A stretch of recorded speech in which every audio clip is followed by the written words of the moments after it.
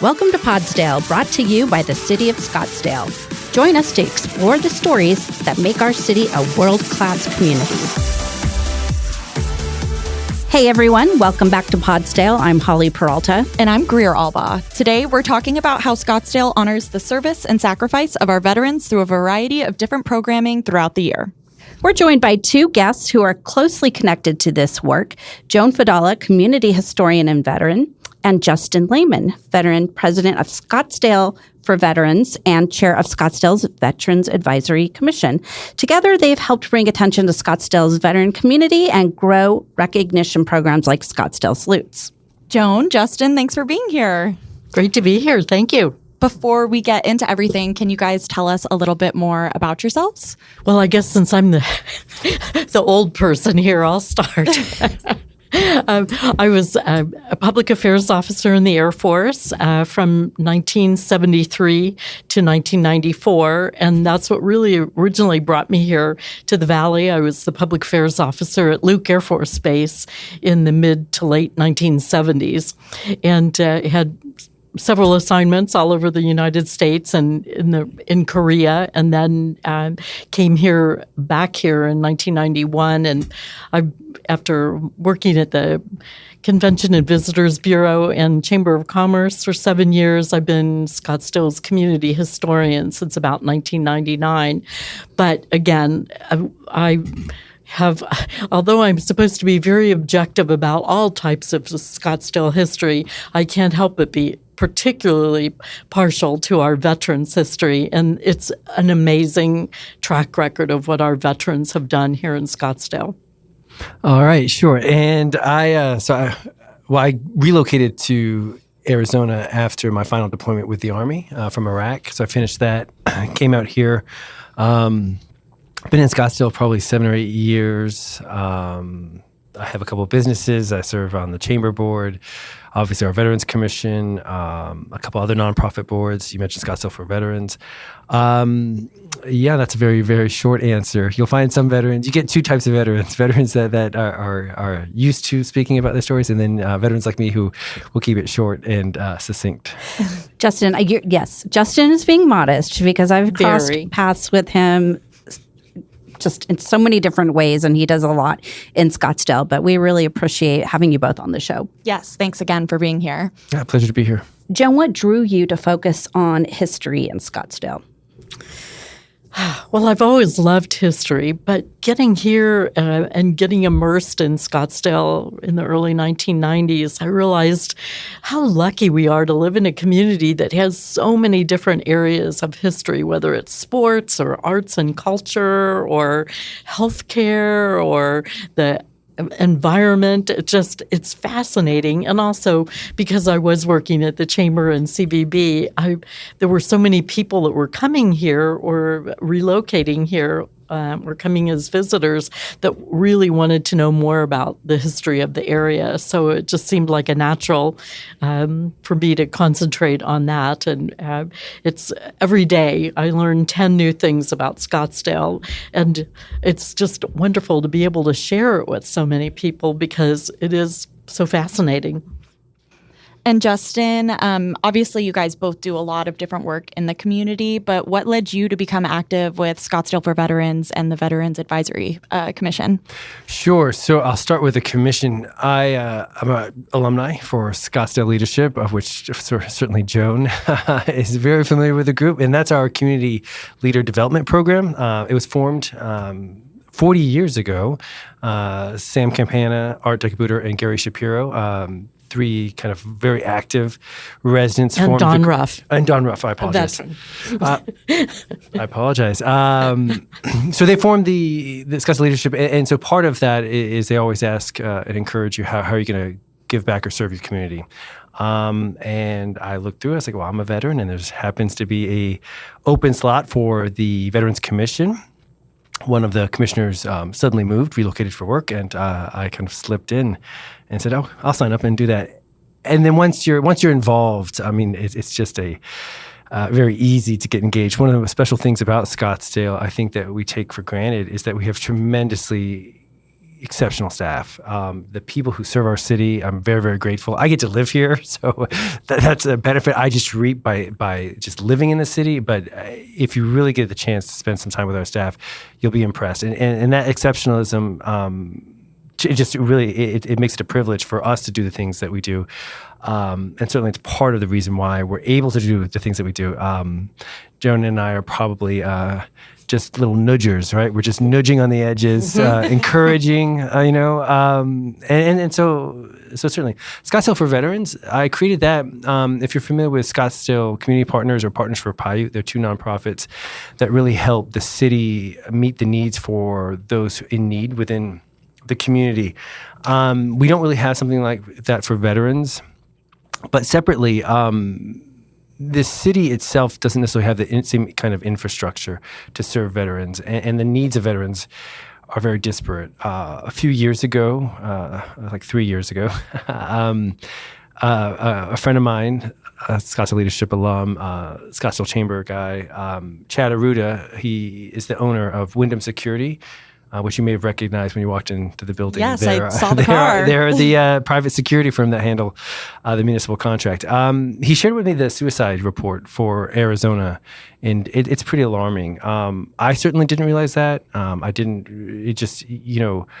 was from a pre-9/11, and so I think Joan can kind of understand this, a pre-9/11 veteran, which is that just a very different experience. So when I left the Army, it was, turn in your equipment, here's a plane ticket home, good luck, goodbye.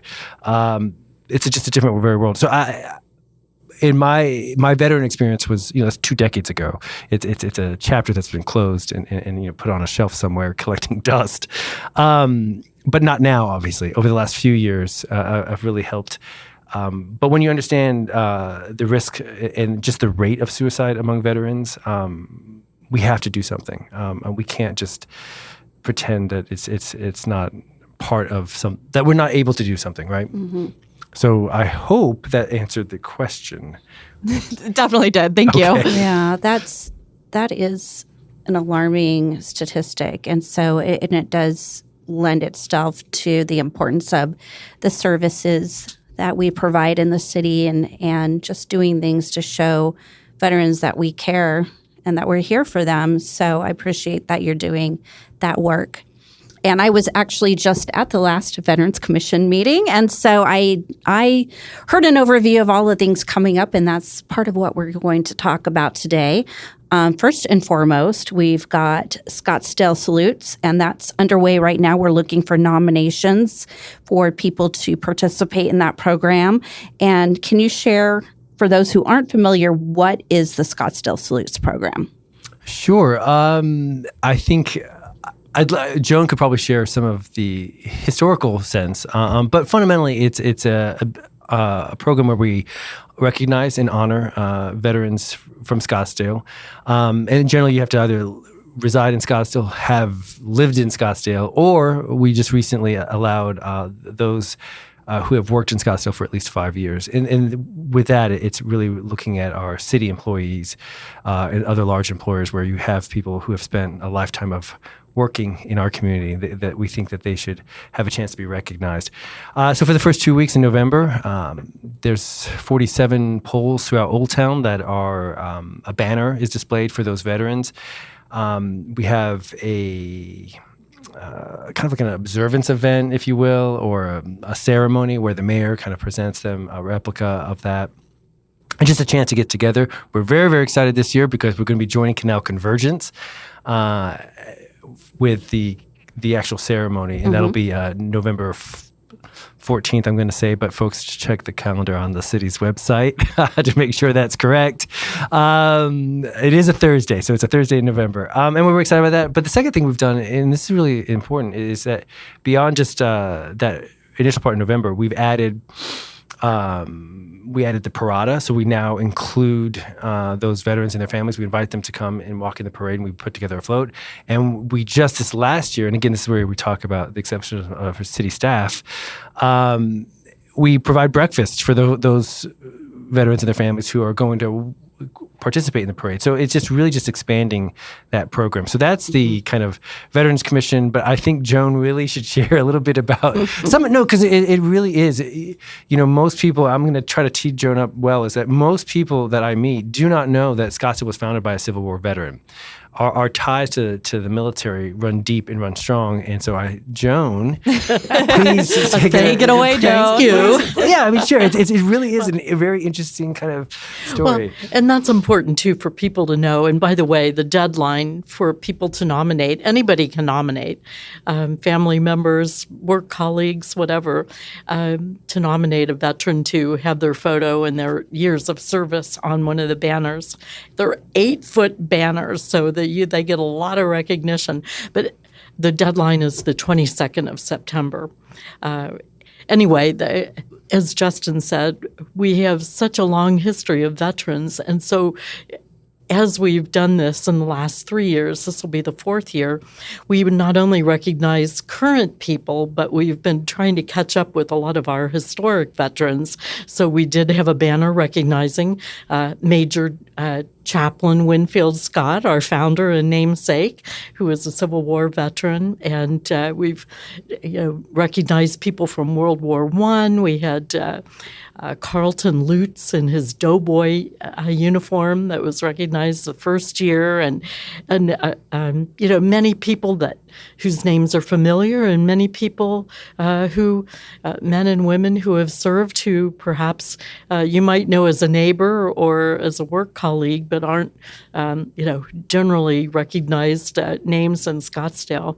And it really is not only a tribute to their military service, but what I've also found so fascinating is, and what I've tried to do in so many of the talks I've given about our veterans' history, is building on their military service, what they have done to build Scottsdale since then, and that they have lived such a life of service, whether it's Guy Stillman, who after his World War II Navy service went on to found and was the patron saint, if you will, of the Scottsdale Railroad Park, which celebrates its 50th anniversary this year, to so many of our beloved institutions, so many of the early people with the McDowell Sonoran Preserve, certainly Chet Andrews, who was one of the original founders of the McDowell Sonoran Conservancy and was the steward number 1 and ran the steward program. He served in the Navy. We've had council members, we've had, chamber presidents, and we've had, moms and dads and other community volunteers. So I think it's just a wonderful story to not only recognize the military service, but the service that has continued for so many Scottsdale veterans throughout the rest of their life, and what an impact they've had on Scottsdale. I will say I assisted with Scottsdale Salutes for the first time last year, and it was a really cool program to be a part of. I got to go to the recognition dinner, and I took pictures of everyone. It was really cool. And before even working with the city, I saw those posters, I saw the banners, and it's something that I think a lot of people notice and realize and don't really realize that there's this whole recognition program behind it. So it's a really cool program that you guys work with and get to put together and recognize veterans with. So thank you for that. Yeah, very meaningful. So now I have to lobby you. I had somebody that I had dinner with last night said, can't they leave them up at least a week longer? Because I have Thanksgiving company coming in, and I really want to show them how Scottsdale is so proud of their veterans. So lobby, lobby, lobby. Keep them up longer. But Joan, you should encourage them. And because one of the special things is you get to keep that banner. I was going to say. So put it out in your front yard and say, welcome to Thanksgiving. Yeah, somebody told me it makes a really good shower curtain. And I said, who has an 8-foot shower curtain? That's Well, the Veterans Advisory Commission is also partnering with you, Joan, to host a presentation in recognition of National POW MIA Day, which is September 19th. So you can share more about that. We have had recognition for Vietnam Veterans Day, Memorial Day, but this is I shouldn't call it a holiday. It's a commemorative recognition day that was started actually by President Carter in 1979, just a few short years after the Vietnam POWs came home, and that was still on the minds of a lot of people because there was so much, publicity about their plight. And then when they were finally released in 1973, when the war was over, so we decided that this might be a good time, even though we've lost so many of the POWs who have passed away, that we've had a lot of POW and MIA families that have had ties to Scottsdale, either, starting with World War II to the Korean War, and quite a few in the Vietnam War whose families lived here during the time that they were in service, POW families, and also a few families who, unfortunately, their loved one didn't come back. Almost all are men, but I did find evidence that we had one woman that was held in a Japanese POW camp in Hong Kong during World War II and then came back here and lived the rest of her life.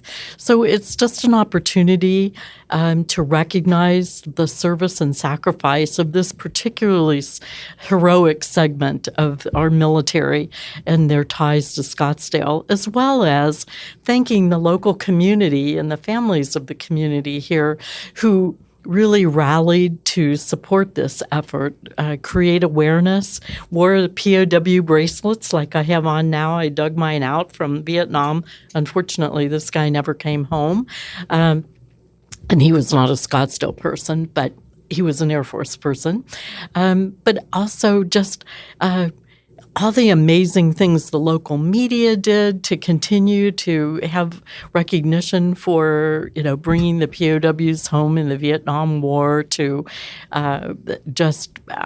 Motorola, now General Dynamics, had at least one or two family members that worked there while their loved ones were POWs, and they had a lot of events to create awareness. So it's a tribute to not only the POWs and MIAs and their families, but also the whole community that when they see an important issue like this, rallies around to support veterans' issues like the POW and MIA issues.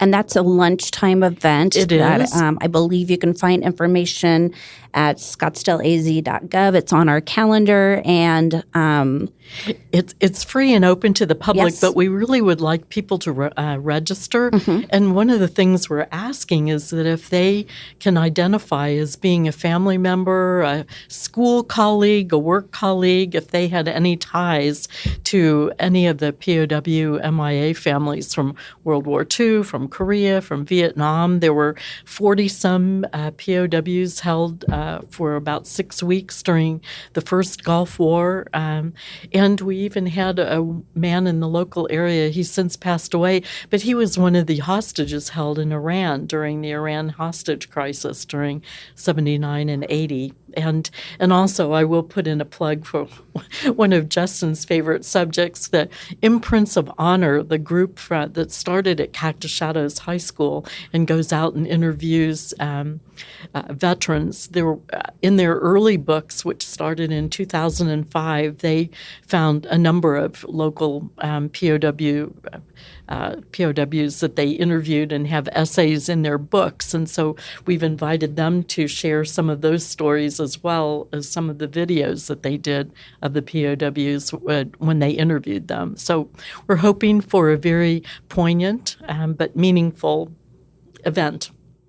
Yeah, absolutely. And I would just add, for those of you that joined us for Vietnam Veterans Day, Frank Lambert, who spoke, he will be back with us again. He's obviously a company commander who came under an ambush during Vietnam, and he's going to talk a little bit more about that, about the ambush, and certainly because a few of his soldiers are still missing in action. At least I think at least one of them, his body was never recovered. So it's important for another perspective. And I'd also like just to jump back very quickly because it's really just this began because Joan over the summer was doing what Joan does, which is reading about our history and discovering kind of something that we may have forgotten. And so certainly as a public affairs officer, it certainly spoke to her pretty quickly because she was surprised at the coverage and just how well this community came together in a time of need. And even though it wasn't maybe something a need that the broader community felt, these were just a small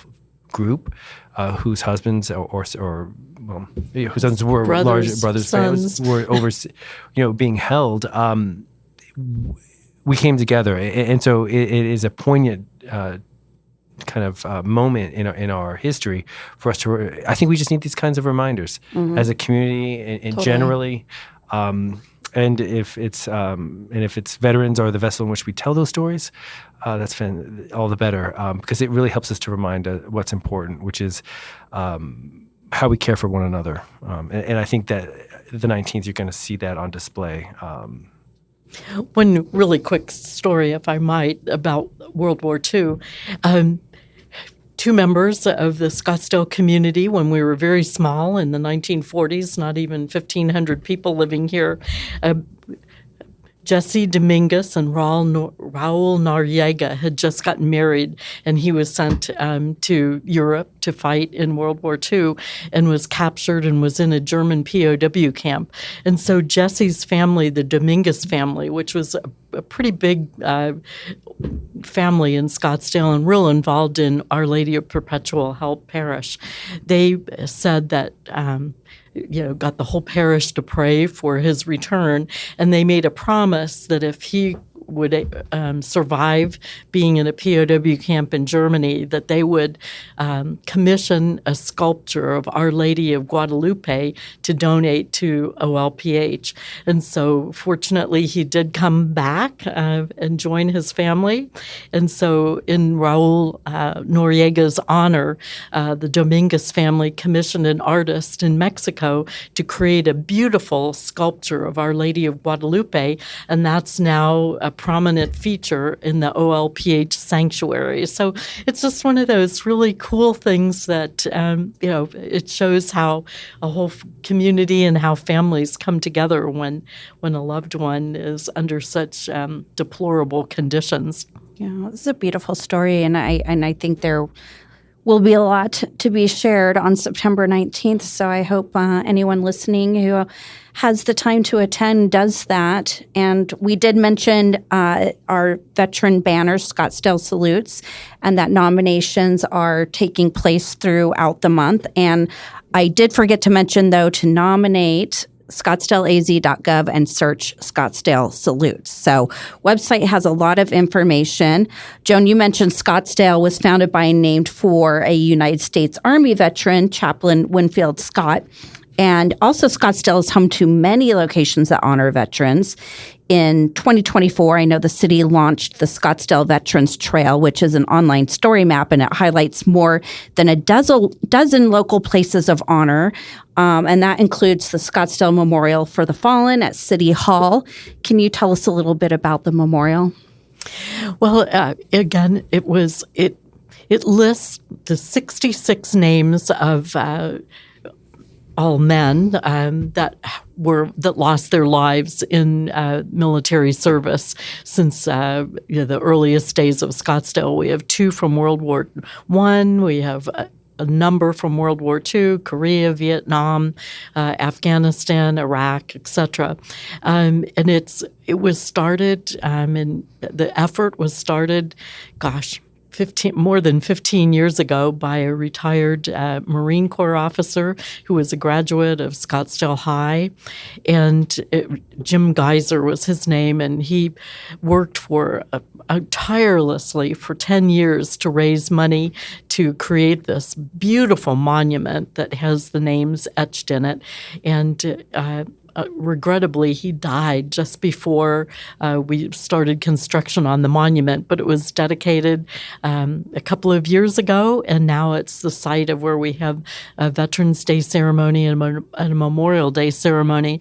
But it's really a significant spot for families because many of the people who are listed on the memorial, because they fell in foreign countries, the families have no place to visit a gravesite, and so this is a place that they can come. Plus, it's a teachable moment a spot for students and other people that want to honor veterans, or people actually that I say never had the opportunity to become veterans because they died during their military service. So it's a really special thing. But once again, it was 100% money raised from private sources, a big one of which was from the Salt River Pima Maricopa Indian community, and a number of their men are listed on this as well.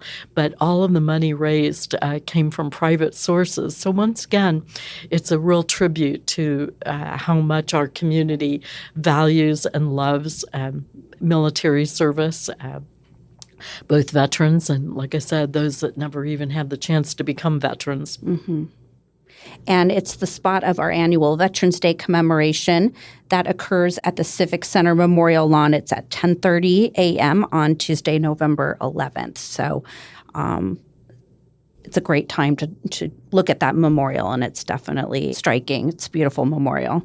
What does it mean for veterans and their families to see their service recognized publicly in Old Town?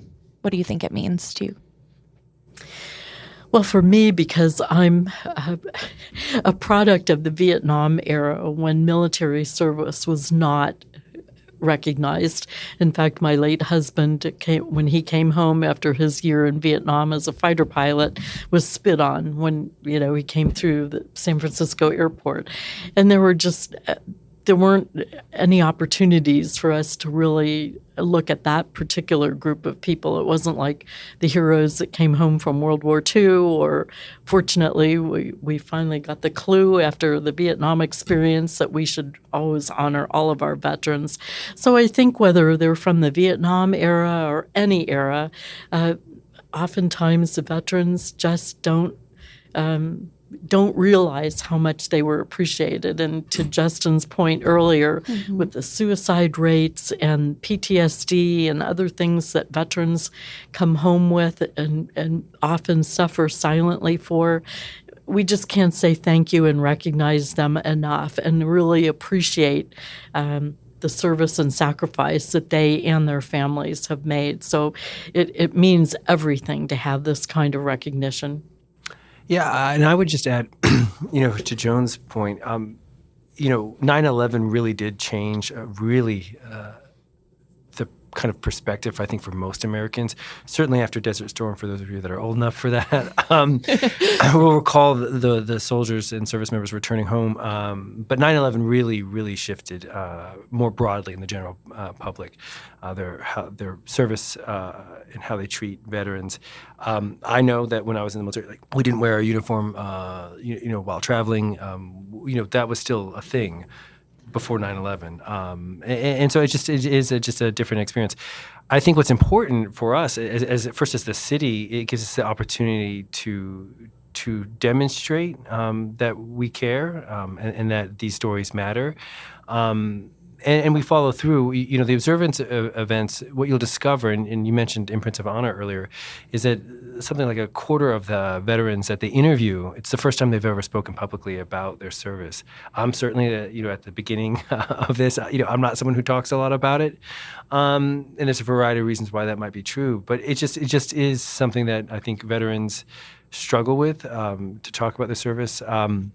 I can share a story that kind of, one of the things I think that's challenging is the difference. It's very, very hard to serve overseas and you come home and you have a moment when you realize that the world continued on without you. Your world stopped and your world became something very different, but the rest of the world continued. And I remember this was my first deployment to Bosnia, pre-9/11, and I was sitting in a movie theater. And for those of you, if you have a younger skewing on, it's a movie theater. It's a place where you go to see movies on a giant screen. No, and there were no cell phones either. No, but what was really struck me is that there were commercials before the movie. And before I left, that was just, there was no such thing. You had previews, sure, but not commercials for like the local car dealership, right? And that was just, and that was the moment when it just hit me. It's like, wow, the world has changed. And also, the world kept going, even though my little 21-year-old life was so very, very different then. And so I think that's really about what's important. It's just one of the ways that we can take a moment and remind, certainly show the veterans, but what we really, really hope is to remind our community, our visitors, that how much our veterans mean to us, and how much they, to Joan's point, how much they've done to make Scottsdale the incredible place it is that we all get to call home, or for those of us that live here, get to call home. That's really true because, again, I like to think that the Scottsdale Salutes program and the publicity that we give to the honorees every year would hopefully serve as motivation and inspiration to other veterans to say, hey, I can get involved here. And Scottsdale is such a welcoming community for anybody that wants to volunteer to do anything.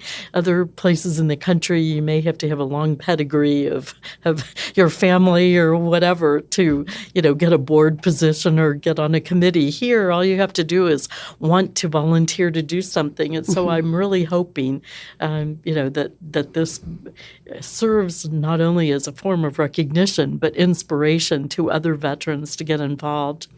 And lastly, and I hope you would agree, Justin, is that I particularly, after I left the military and went to a headhunter to try to get my first PR job as a civilian, the headhunter looked at me and she said, your skills don't translate. All you know how to do is march.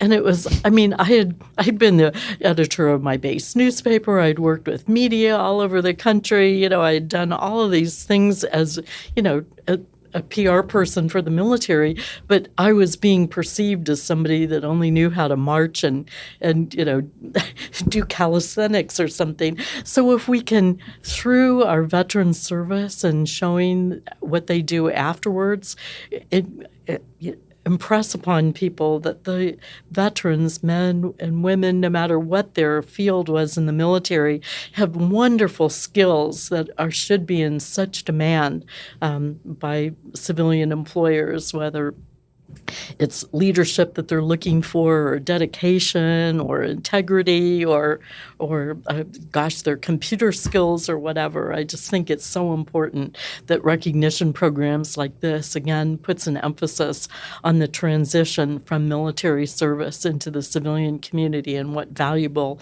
employees veterans are to any organization. The city especially. I'm glad that mindset, I hope has shifted. I know certainly in the city of Scottsdale it has. In fact, we go out and seek veterans and because we know they have those skills that can apply to so many different jobs that we do within the city of Scottsdale. So thank you for sharing that story. Definitely, yeah. Yeah.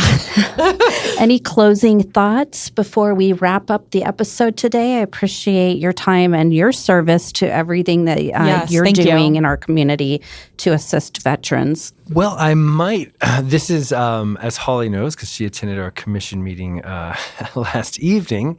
So it's hot off the press, folks. The commission, together with the Scottsdale Chambers Veteran and Military Affairs Coalition, Scottsdale for Veterans, Imprints of Honor, and a few other veteran organizations, we're working on, and so now that it's kind of official, a 6-part veteran community series.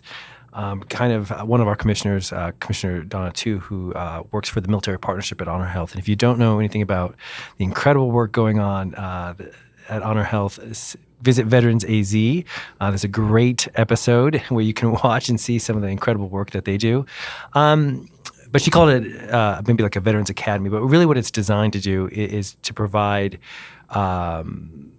an opportunity for veterans to come together. It's free. It'll be open to the public. A 6-part workshop. It'll cover everything from civics and the structure of the city government, understanding how our government here at the city of Scottsdale and just more broadly, if most of the cities out west function this way. It'll cover leadership. It'll cover wellness and health. It'll give you access to learn about different veteran service organizations that are available, other resources that are available. And our hope is that this is, again, part, we do the observance of the recognition, and this is part of that kind of follow through where we say, and just so you know, we're going to try to do what we can to make sure that you know, as a veteran, what's available to you, and understand that the city is listening, and we want to be there for you in whatever way we can. And I know those will take place right after the Veterans Commission meetings. That's correct. Which happen on the first Wednesday of the month. And the meeting will be at 4:00, and these workshops will follow. Correct. So we're probably thinking about 5:30. I was, like I said, I was in the Army, and so I am the current chair. So we move at pace in our meetings. 1,700 hours. Yeah. We keep, like I said, we keep things succinct. So once a soldier, right? No, yeah, and I encourage you. So we'll release more details and how to connect with that in the coming week or so. But that would be my closing thought. Just go to scottsdale.gov/veterans, see some of the stuff that we're going, check our calendar, engage with the city, reach out. And that's... Thank Joan? you again. Joan, any parting thoughts? You've said it all, and all I can say is thank you, Scottsdale, for loving veterans and veterans out there. Get involved. This is such a welcoming community for veterans, and we need your expertise and we need your input. So you find a niche, and we'll be welcoming you to anything that you can do to be a part of our community going forward. Absolutely. Joan, Justin, thank you so much for being on the show. Thanks for coming. That's all for this episode of Podsdale. If you enjoyed listening, be sure to subscribe. You can find us on YouTube or in your favorite podcast app. Share episode ideas and provide your feedback by emailing communications@scottsdaleaz.gov. Thanks for listening.